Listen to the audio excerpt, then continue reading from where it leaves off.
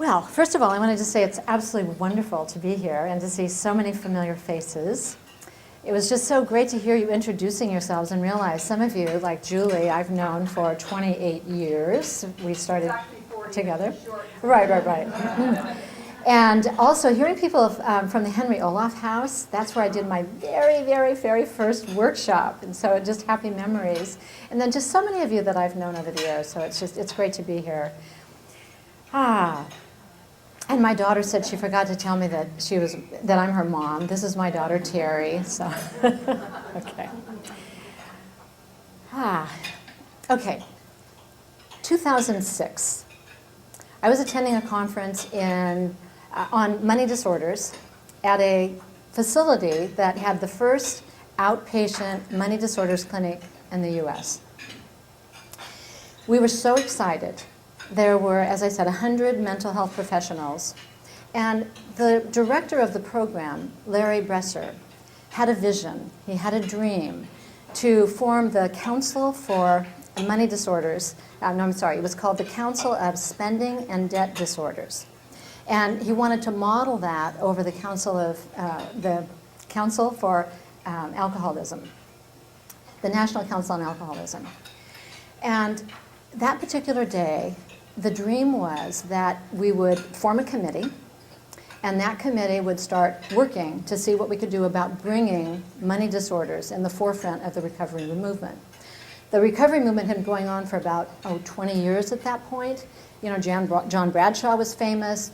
A lot of treatment programs were springing up around the world, but nothing was really addressing money disorders.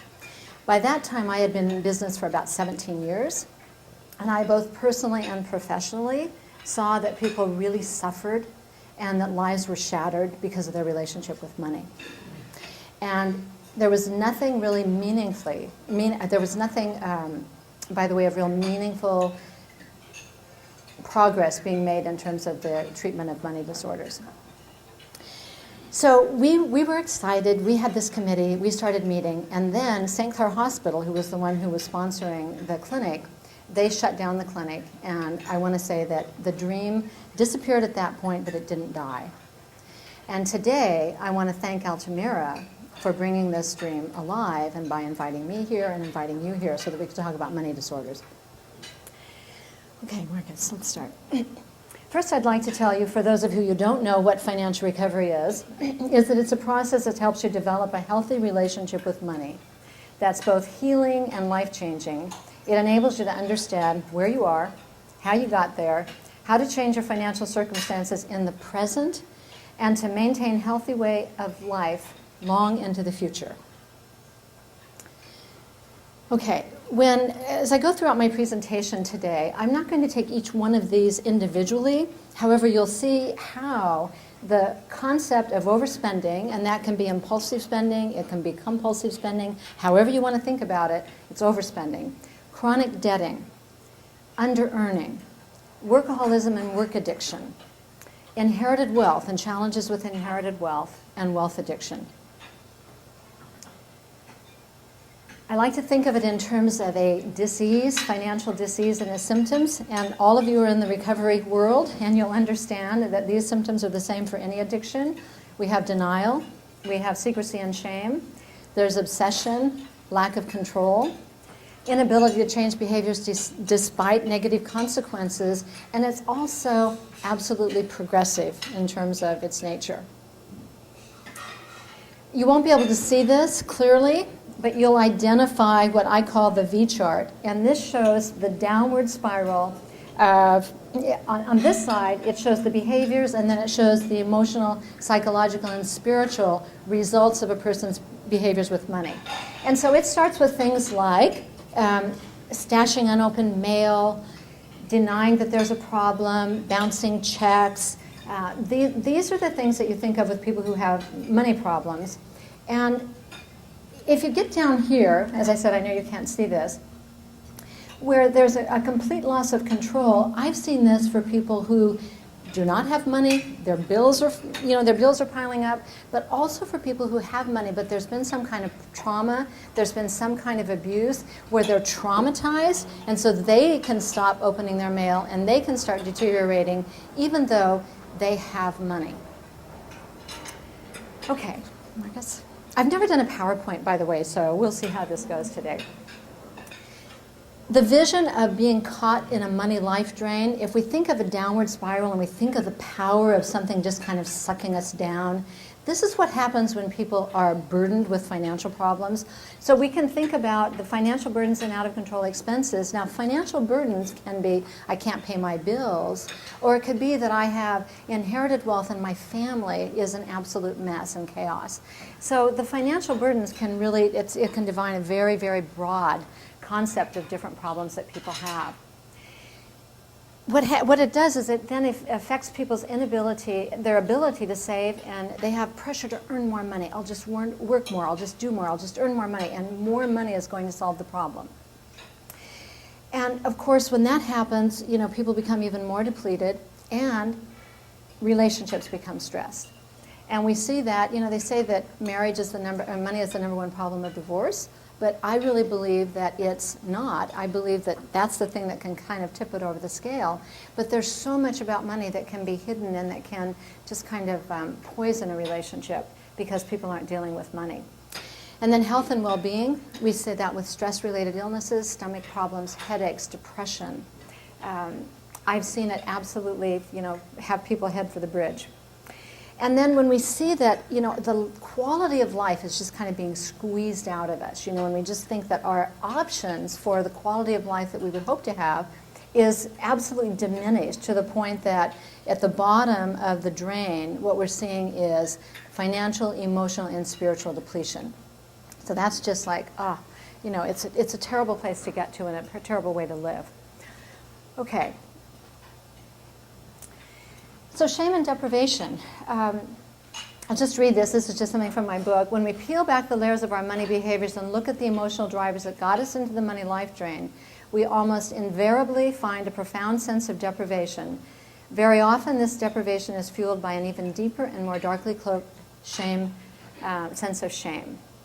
And so what happens in this cycle, this downward spiral, is it just continues to create this cycle that there's never enough. I mean, that's what we end up with. It's never enough. We're not enough. My money's not enough. I mean, nothing's enough. Okay.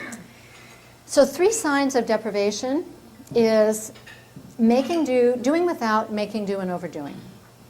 If we think about someone growing up not believing that they don't deserve to have whatever. They don't deserve to have good relationships. They don't deserve to have meaningful work. They don't deserve to have their basic needs taken care of.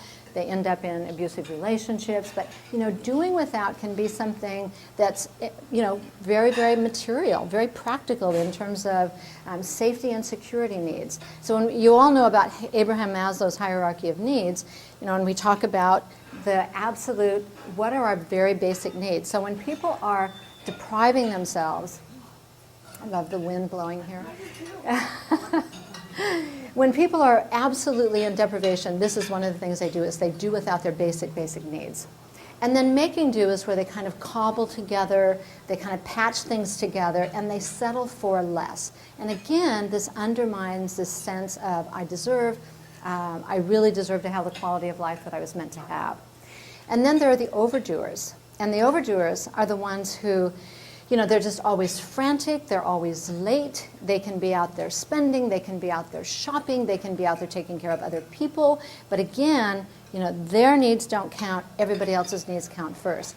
And so when I think about this cycle of deprivation, I always look, when I'm working with people, of what is going on in terms of how they're taking care of themselves or how they're not taking care of themselves.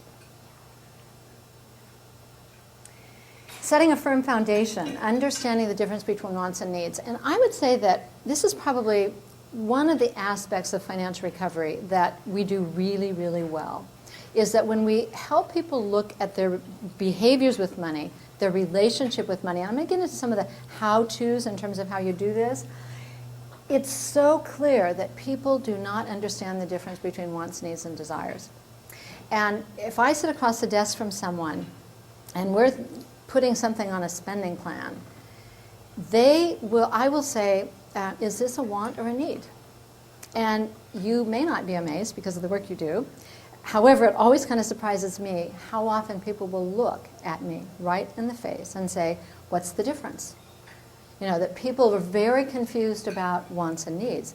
So if something is a need and I don't believe I have needs, I can push that out and I won't even think about spending money, allocating money in those categories because I don't believe that I even deserve to do it.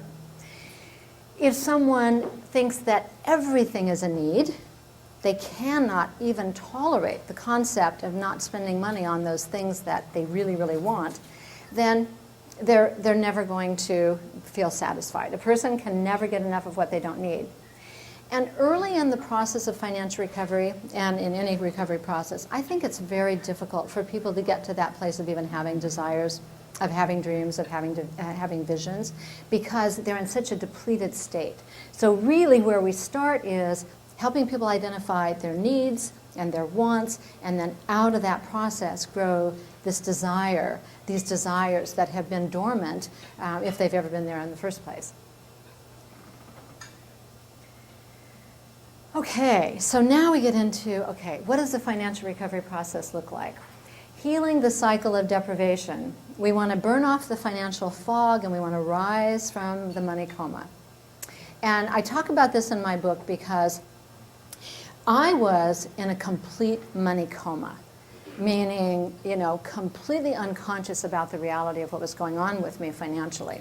For many people, it's not that severe. It may just be they're kind of cloaked in this fog. I know things aren't really very good. I don't really want to look at it. I can continue kind of going along.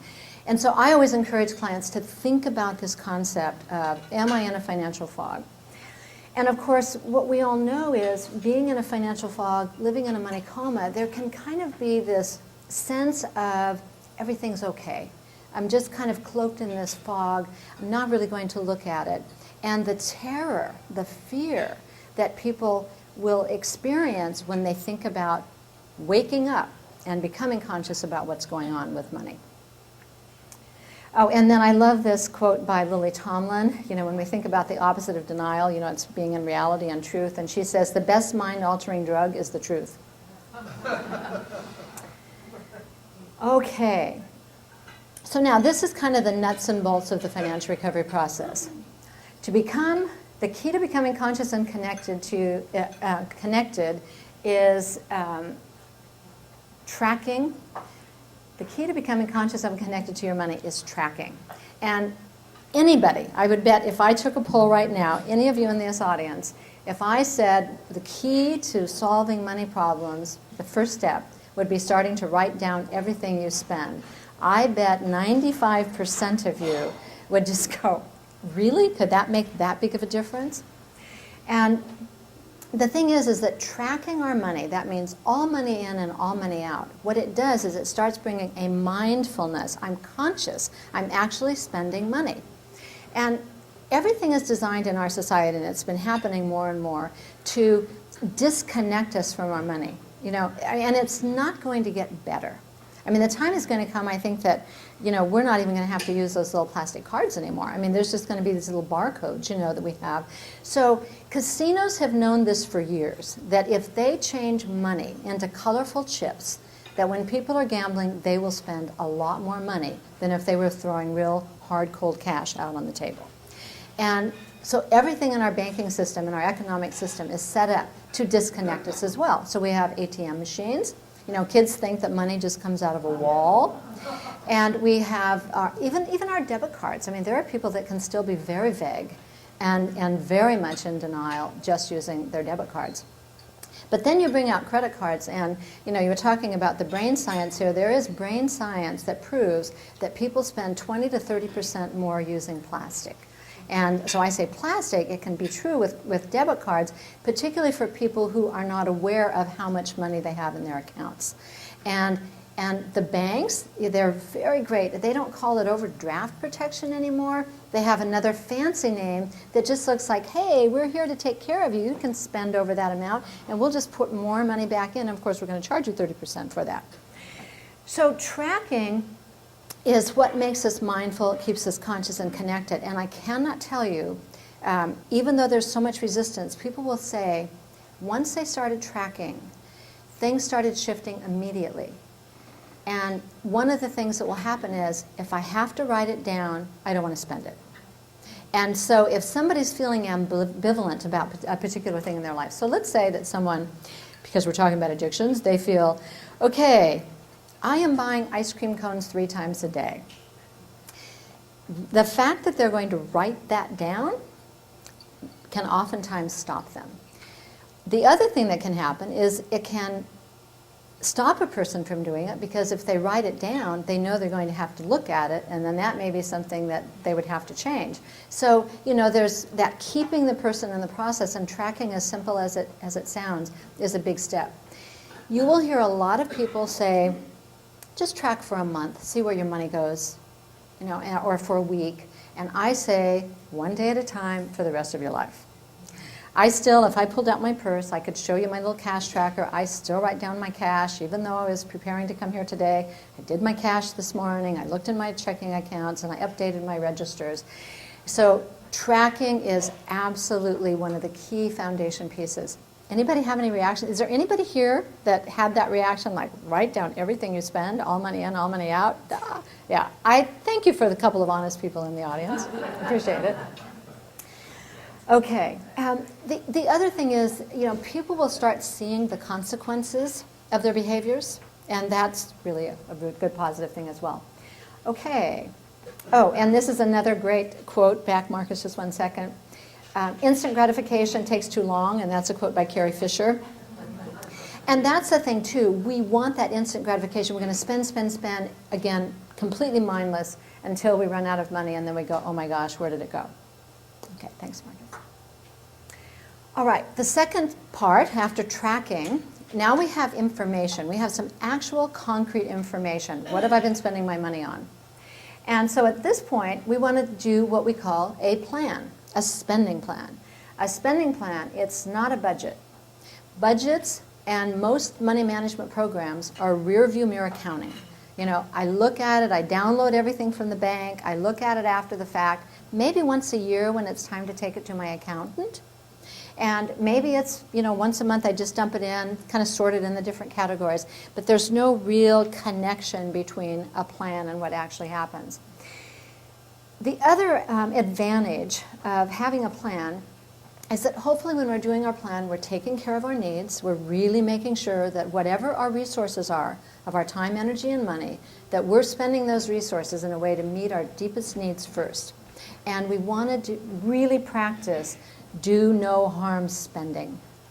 And, you know, for us to just have that concept, if I'm spending this, is it something that's going to add to my quality of life?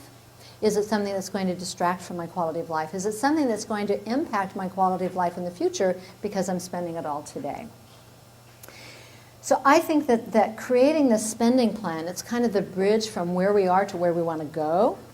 And if we do this 1 month at a time, month after month after month, we start healing that deprivation. We start seeing the consequences of our spending. Oh, and let me just say a word about that. Another great thing about having a plan at the beginning of the month is we get to see the consequences, because we add it all up and we subtract what we're going to earn, and we see, will this plan work? Do I have enough? And if we do, great. We can go about the month. We now have been able to reduce the ambivalence about every time we're trying to make a decision, is it okay or not? And if the consequences are, no, this plan isn't going to work, then we want to go back and we want to become very curious and creative about how we meet our needs in ways that cost less or no money. And this is really, oh my gosh, this is such a powerful process when we see this unfold for people. And then the other thing is, once there's the plan, it's not like, okay, put it in the drawer and, you know, we'll just look at it again next month. It's, can we stay connected to that plan throughout the month? And if people deviate from their plan, it's usually one of 3 reasons. And this is how we really get to know about ourselves and money and our motivations. If we deviate from the plan, it is because we didn't plan enough. Maybe we don't know yet because we haven't been tracking that long. It could be because something came up that we really could not have anticipated. And I'll say a word about that in a second. Or it could be that I saw it, I wanted it, I had to do it, those impulsive, compulsive things. So self-honesty and being able to really evaluate what the motivation was that caused us to deviate is really important. And the middle one, something came up we couldn't have planned. You hear people talk about the emergencies all the time, like the emergency of the car repair or the emergency of, my aunt died and I had to fly to Boston for the funeral. Well, the truth is there are really very, very few true emergencies in life. It becomes an emergency if we don't have the money to pay for it. But life happens. And so we want to get to the place where, in the big picture, we are planning, and when we talk about savings, I'll talk a little bit about that, so that those things don't become emergencies, that those are just, life does happen. Okay. Now, this is a big concept. I'm not going to go into this in great detail today because I want to save time for questions and answers. But I do want to say that a very, very, very important part of the financial recovery process is to explore our relationship with savings and our relationship to debt. And I believe that understanding the relationship of debt and savings together is the key for people being able to not only get out of debt, people get out of debt all the time, but to be able to stay out of debt. So I call this saving your way out of debt. So I'll just very quickly go through these 3 levels on each side. And this is something that most people would really disagree with. If you listen to any financial planners, they would say that, this is crazy. However, what I'm not thinking about here is just the dollars and cents of a little bit of interest on a credit card for a few months. I'm thinking about being able to change a behavior so that people can have something that's sustainable in the long run. So if we think about the debt pyramid, as I said, people get out of debt all the time, so the goal is to be able to get out of debt and stay out of debt. The first thing we have to do is we have to be able to stabilize debt. It is absolutely impossible to stabilize debt if a person does not have money that's in a savings account that's not really long-term savings. It's that savings that's going to be a revolving door savings so that people can use it when those quote-unquote emergencies happen. If they don't have that, if they've paid off their credit cards and something comes up, the credit card's going to come out. And then it can be like taking that first drink. Oh well, blown it now, may as well keep using that credit card. Now, if people have not explored their relationship to saving, there's some people that think, why save? I mean, first of all, if we put money in a savings account, we get practically 0% interest. And we always have to use it, so why bother? I can never really get ahead. Some of us got messages like, save for a rainy day, whatever that means. And so really exploring our relationship to savings is very important. And so often, when people just get to the point that they've saved their periodic expenses and something comes up, which has always been a real negative in their life, all of a sudden they go, wow, I have a car repair, but I have the money set aside for it. All of a sudden, this negative thing that's been going on maybe for a lifetime, all of a sudden they can say, I feel some self-esteem here. I feel some empowerment.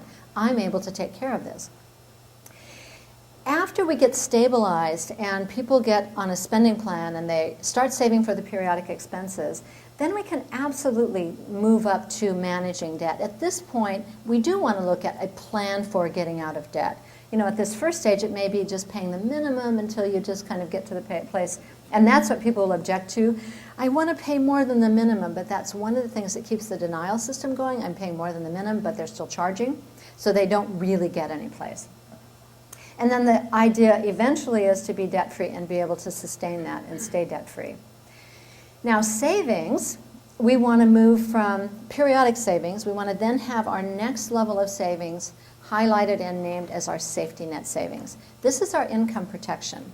There are a lot of people in this room that are self-employed.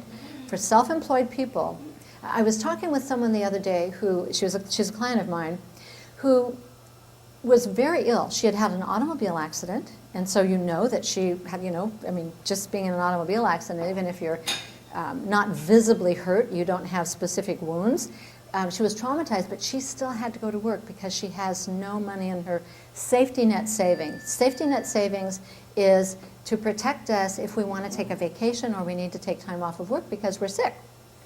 And then eventually the investment savings. And if you notice that if you turn this over, and a lot of people will have their investment savings, but they don't have their safety net or their periodic, then they have to pull out of their investment savings when something comes up. And again, then there can be tax consequences and problems from that as well. Okay, I think because of time, that's all I'll say about that. Okay, now the next step, and this is something that kind of evolves from the financial recovery process. A lot of people will come in and they'll want to say, I want to work on my under-earning. And it's impossible to work on any specific area, just debt, just earning, just spending, unless we're really looking at our entire relationship with money. And what I found that evolves, and which is so exciting for people, is that once they're stable and once they have a plan and once they're taking care of their needs and their wants, now these desires start surfacing, and quite often it shows up around their desire for the right career. And so one of the things that people do is I have them do exercises. You know, we want to come up with answers to these questions. Does the job work and the money doesn't? Does the money work and the job doesn't? Or does the work doesn't work and neither does the money? I did this late last night, so I hope that's correct. So it's so exciting. When I wrote my first book several years ago, my research at the time was sitting on my office floor, bringing down all my client files, and looking to see, I wanted to answer two questions. One, what brought people to financial recovery? And the other one was, what brought them to financial recovery? What was the number one thing that they said brought them to financial recovery? That's basically what I was looking for. And I thought in my mind that everyone would have said what they wanted to do was get out of debt. But 95% of the time, people said, I want to improve my relationship with money. And what I saw, the other thing I saw, so I got that answer, but the other thing I saw that I wasn't expecting is that with rare exception, particularly entrepreneurs who were spending money on financial counseling, their income had increased dramatically. And even people who were working for other people started becoming much more serious about negotiating their raises and really becoming connected with their employers and how they would be able to move in the direction that they wanted to move in. So the whole concept of developing a healthier relationship with work and earning is something that, you know, again, it's just a part of the whole process. It has to start with the foundation piece first. Okay. All right. The role of financial recovery in recovery. You know, it definitely, because the numbers tell so much of the story, it can really help people get to that pit of shame. And there are many people that when you get to that place of talking about their spending categories and how they're going to take care of their needs, you know, it may be for the first time in their lives that somebody's sitting there saying, you deserve to have this, you deserve to have clothes that feel good, you deserve to have good health care, you deserve to have a vacation. And the tears and the feelings, it's like, oh, it's so healing for people because they just absolutely, they're just caught in that shame that they just don't deserve. I think it absolutely uncovers the threat to long-term sobriety. This is an addiction that can be hidden from people because so many of us, we can look good. You know, if you have an eating disorder and you're anorexic, it shows. If you're a food addict and you're a couple 100 pounds overweight, it's going to show. You know, you could walk into this room and people could spot it. If we're alcoholics, also could spot it. I mean, a lot of us in this room have had experience with drinking. And, you know, we've had those experiences of stumbling and falling down and going into blackouts. And, you know, we have a lot of things that really show I'm an alcoholic or I'm a drug addict. With money, we can hide and look really, really good. And we can go on a long time and do a lot of damage before that really comes to the surface. And I have had so many clients who've been 9, 10, 12 years sober who come in for financial counseling saying, I thought I could deal with it in AA or in therapy, and here I am, my money situation is not getting worse. And I know that in those situations it's been a threat to the quality of a person's recovery and then quite often in terms of, you know, the idea of even, you know, when we want to go back in that fog, what's a great way of going back into the fog is, you know, it can be food, it can be alcohol, it can be drugs. And the tools that I'm talking about, the planning, the tracking, the looking at our relationship to looking at all of our relationships, this absolutely increases the quality of our life. Another thing that, and this I love. John Bradshaw said, because I got to spend a lot of time with John when I was writing my book. He wrote the foreword, and he was just so generous with his time. And one of the things he said is that in all the work I've done on this subject, shame, family, all of the work that John's done, he said, I've never fully explored the piece of the puzzle that relates to our relationship with money. And that I think just kind of summarizes what I was saying at the beginning, in that here we have someone like Bradshaw, and oh my gosh, have you guys ever looked up Bradshaw on Wikipedia? Oh my gosh, I mean, it's he has an amazing resume, and he's known throughout the community, and this is an area he's never touched, and I think that's true for a lot of us. Okay, so we can just leave that for a second. What I'd like to do is I'd like to open it for questions. I think I have, about 10 minutes? Okay. Yes?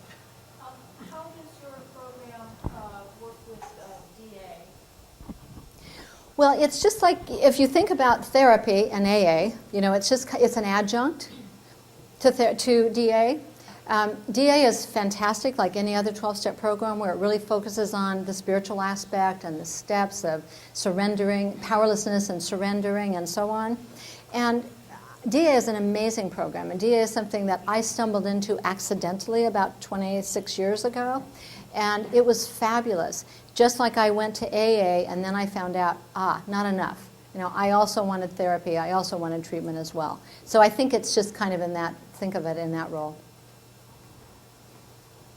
Yes, Susan.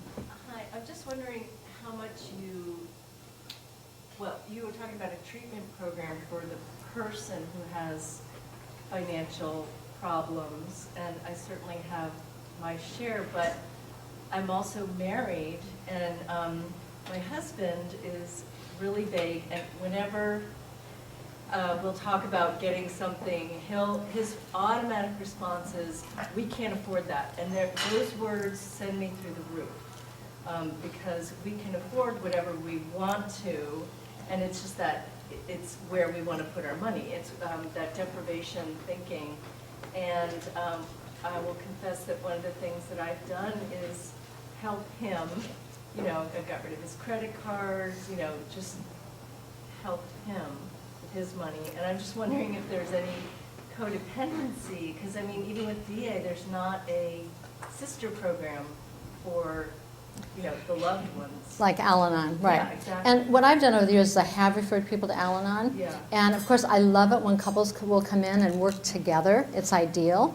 And if not, then it's working with the person in terms of how do they learn to take care of themselves with their money so that they're not colluding, they're not, so they become very, very mindful in that relationship.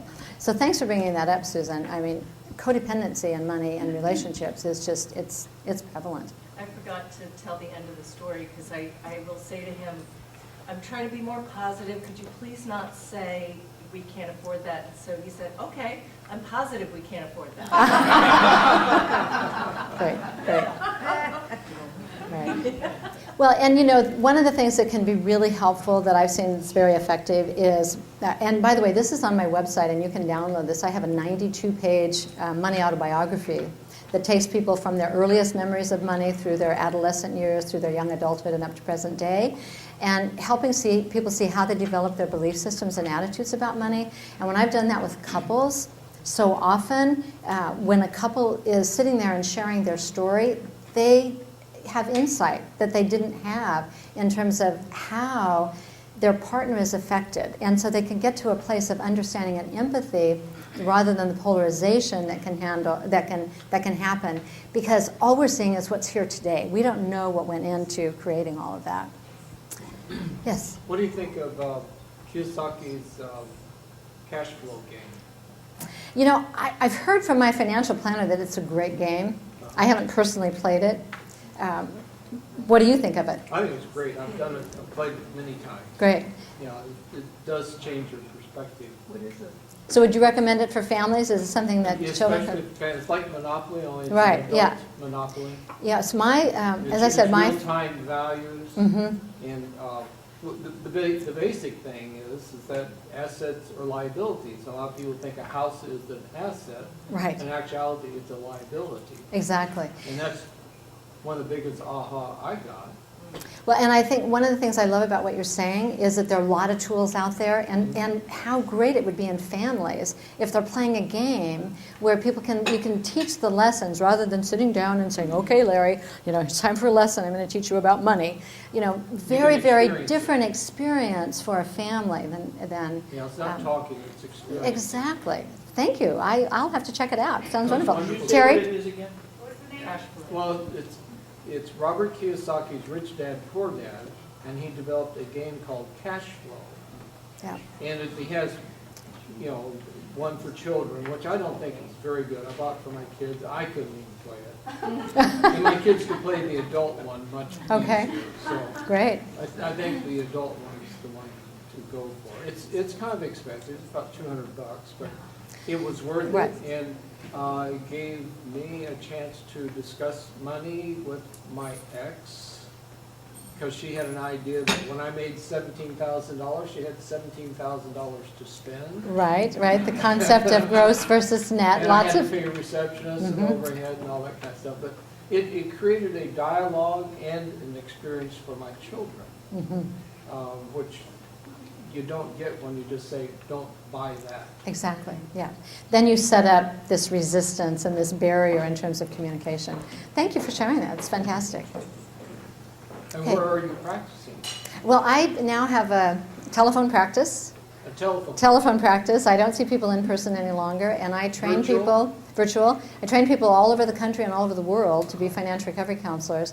People from, where when we're training, it's the next day. I have a guy from Australia, and I used to have people fly out and do trainings, but now I do it all virtually. Yes. It's fantastic. Bridgeline and Are you GoToMeeting. Bay Area? In San Francisco, just right across the bay there. Okay. So if I fail your course, I jump? There you go, you jump.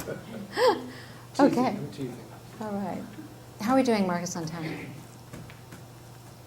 We've got 5 minutes. Okay. Charlene? No, 2 minutes. 2 minutes. Okay, 2 minutes.